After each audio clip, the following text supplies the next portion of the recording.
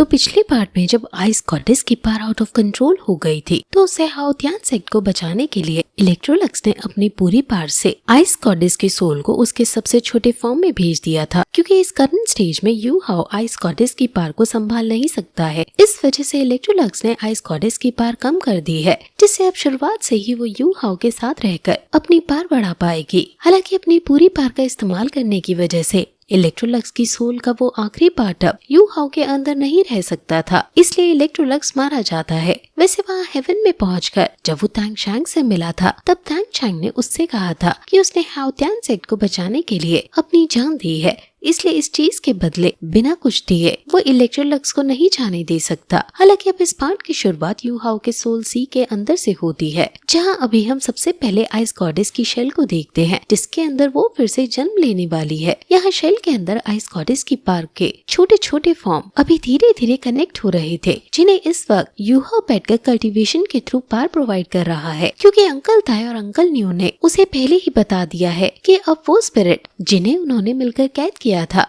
वो अब बाहर आने वाली है। हालांकि उन्हें अभी भी डर था कि कहीं शेल के टूट जाने के बाद फिर से पहले जितनी पावर रिलीज न हो, क्योंकि बिना इलेक्ट्रोलक्स के इस बार वो उतनी पावर को नहीं संभाल पाएंगे। पर थैंकफुली इस बार वो गड़बड़ नहीं होती। इस बार शांति से वो शेल ब्रेक हो जाती है, जिसके बाद यू हाओ अपने सोल सी के अंदर आता है, जहाँ पर आइस गॉडेस अपने छोटे और क्यूट फॉर्म में अभी अपने शेल को खा रही थी। अभी यू हाओ ने उसे देख लिया था, लेकिन उसे लगा नहीं था कि शायद अब आइस गॉडेस उसे पहचानती होगी, इसलिए वो पूछता है कि क्या तुम मुझे जानती हो। और अब आइस गॉडेस उसे देखते ही पापा कहकर बुलाती है और तुरंत वहाँ उसके सोल सी के यहाँ बाहर आ जाती है। अभी यहाँ यू हाओ भी ये चीज देखकर बहुत ज्यादा हैरान था कि आइस गॉडेस अब पूरी तरह से एक स्पिरिट फॉर्म में आ चुकी है। हालांकि उसे इस चीज की खुशी भी थी। तभी आइस गॉडेस पापा कहते हुए उसे हग कर लेती है, जिसे यू हाओ को शर्म आ रही थी और शर्म से उसका मुंह लाल हो चुका था। वैसे अभी अंकल न्यू और अंकल ताई दोनों भी ये चीज देखकर हैरान थे।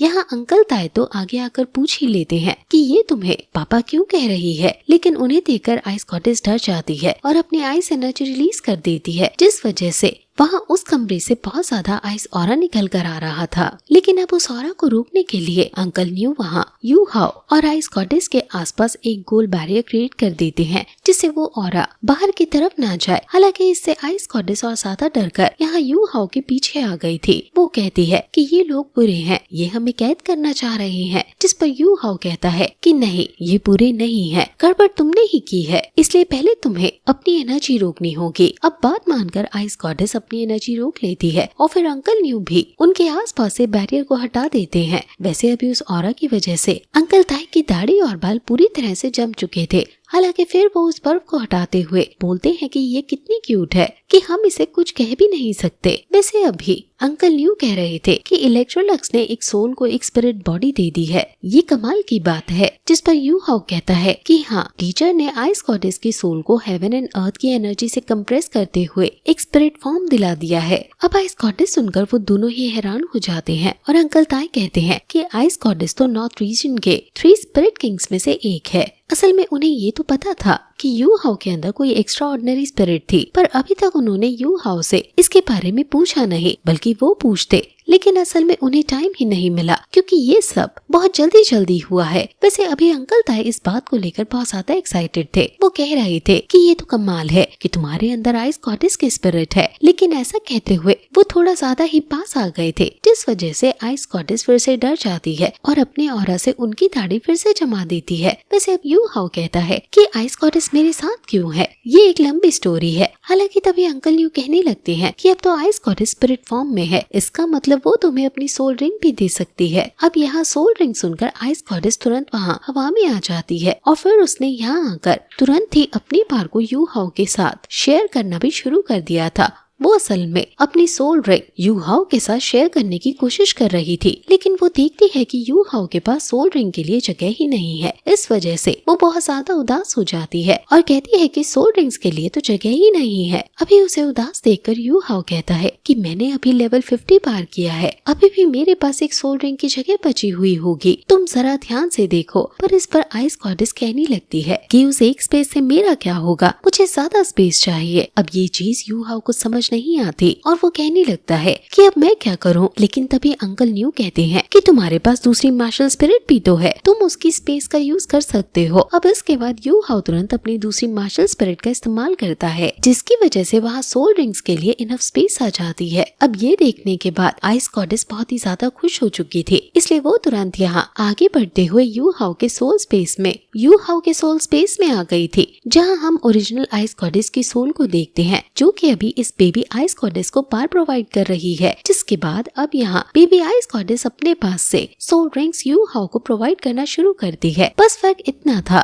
कि यहाँ आइस गॉडेस की सोल रिंग का कलर व्हाइट था, जो देखकर अंकल ताई और अंकल न्यू दोनों ही हैरान थे। हालांकि इतने में ही एक और सोल रिंग ऐड होती है, जो देखकर अंकल ताई और ज्यादा हैरान हो जाते हैं। पर ये चीज यही नहीं रुकती, कुछ टाइम में वहाँ थर्ड सोल रिंग और फिर फोर्थ सोल रिंग भी ऐड होती है, जो देखने के बाद अंकल ताई सबसे ज्यादा हैरान थे। वो कहते हैं कि इसने एक साथ 4 सोल रिंग को ऐड किया है, इस तरह की चीज तो मैंने पहले कभी नहीं देखी थी। हालांकि अंकल न्यू कहते हैं कि अभी ये चीज पूरी नहीं हुई और इतने में ही वहाँ यू हाउ के पास से जो उन सोल रिंग्स की एनर्जी निकल रही थी वो चेंज होना शुरू हो जाती है और अब कुछ ही दिन में उनका कलर भी चेंज होने लगा था और अब वो सोल रिंग्स हल्की सी ऑरेंज और हल्की सी गोल्डन कलर में बदल जाती हैं। इस तरह की सोल रिंग्स को देखकर अंकल ताई और अंकल न्यू कुछ ज्यादा ही हैरान हो चुके थे। वो दोनों ही एक साथ कहते हैं कि इस तरह की सोल रिंग्स उन्होंने कभी नहीं देखी और न ही इनके बारे में उन्होंने पहले कभी सुना था। अभी इसलिए अंकल ताई कह रहे थे कि मुझे डर है कि कहीं ये फिर से पहले की तरह हमारे हेल्थ एंड सेक्ट को तबाह न करने लगे। लेकिन यहाँ सब पीसफुली हो जाता है, क्योंकि अब यू हाउ की बॉडी में वो सोल रिंग्स ऐड हो चुकी थी, जिसके बाद आइस गॉडेस की स्पिरिट भी फिर से बाहर निकल कर आ जाती है।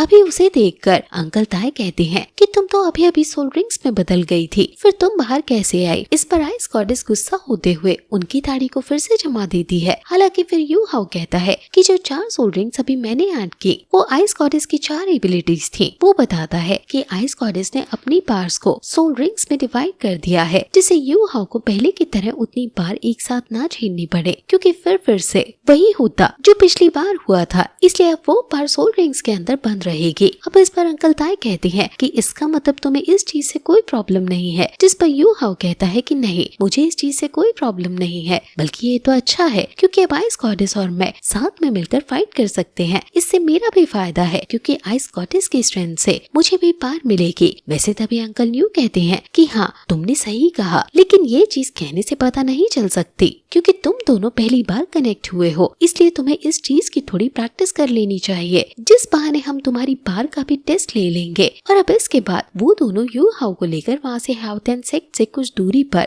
ऐसी जगह ले जाने लगे थे जहाँ यू हाउ अपनी पार्स का इस्तेमाल कर सकता हो, वो भी बिना यहाँ हेल्थ एंड सेक्ट की किसी चीज को डिस्ट्रॉय किए हुए। हालांकि अंकल ताई अभी पीछे आ रहे थे। वो कहते हैं कि अगर आइस गॉडेस को प्रॉब्लम ना हो तो वो मेरे साथ चल सकती है, इसी बहाने हमारे बीच की मिसअंडरस्टैंडिंग भी दूर हो जाएगी। लेकिन जैसे ही वो आगे बढ़ते हैं तो आइस गॉडेस फिर से उन्हें फ्रीज कर देती है। वैसे इसके बाद अब ये पार्ट यहीं पर खत्म हो जाता है, लेकिन आप चिंता मत कीजिए क्योंकि इसका अगला पार्ट हम बहुत जल्द लेकर आएंगे। बस उसके लिए आपको इस वीडियो को लाइक करना होगा।